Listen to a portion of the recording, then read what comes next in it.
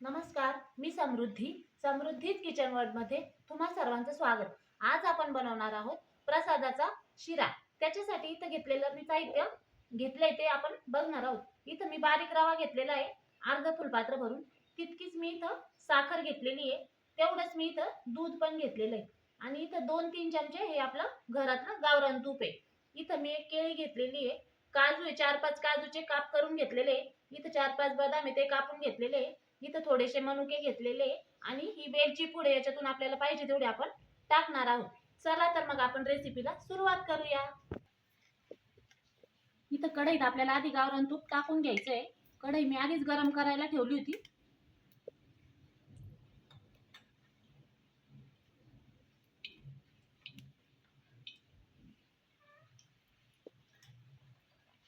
तूप वितळल्यावर गरम झालं त्याच्यात आपल्याला काजू बदामचे काप येते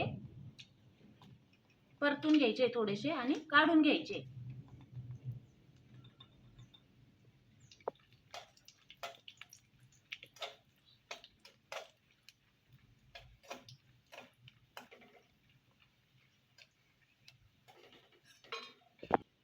काजू बदामचे काप काढून घेतल्यानंतर याच्यात आपल्याला रवा टाकून घ्यायचा आहे आणि छान भाजून घ्यायचा आहे तुपात त्याला लालसर असा।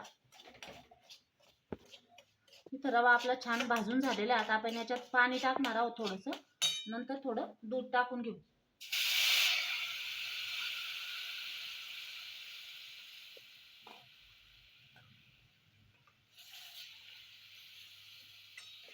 याच्यात छान त्याला शिजून घ्यायचं आहे।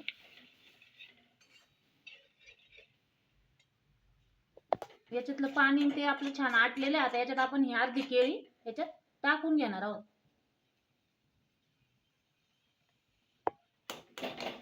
ही पण याच्यात छान अशी मिक्स करायची आहे आणि नंतर याच्यात आपल्याला साखर टाकायची आहे। आपण जे केळी टाकली होती ती याच्यात एकजीव अशी झालेली, याच्यात आपण आता साखर टाकून घेणार आहोत।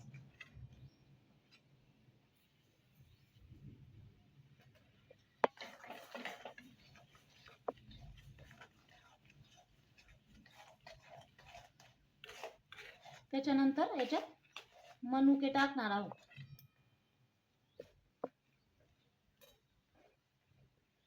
काजू बदामचे काप होते बाजूला काढून ठेवलेले ते पण इथं आपण याच्यात टाकून घेऊ। आता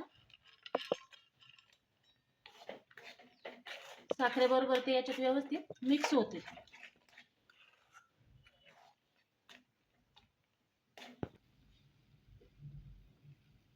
शेवट याच्यात आपल्याला आता इलायची पूड टाकून घ्यायची। छान असा मस्त आपल्या इथं प्रसादाचा शिरा तयार झालेला आहे। साखर पण याच्यात आटून गेलेली, केळी पण मिक्स झालेली व्यवस्थित। इथं आपला प्रसादाचा शिरा तयार झालेला आहे। तुम्ही प्रसादाचा म्हणून नाही, खाण्यासाठी सुद्धा असा याप्रमाणे करू शकता। रेसिपी आवडली असेल तर लाईक आणि सबस्क्राईब करायला विसरू नका। धन्यवाद।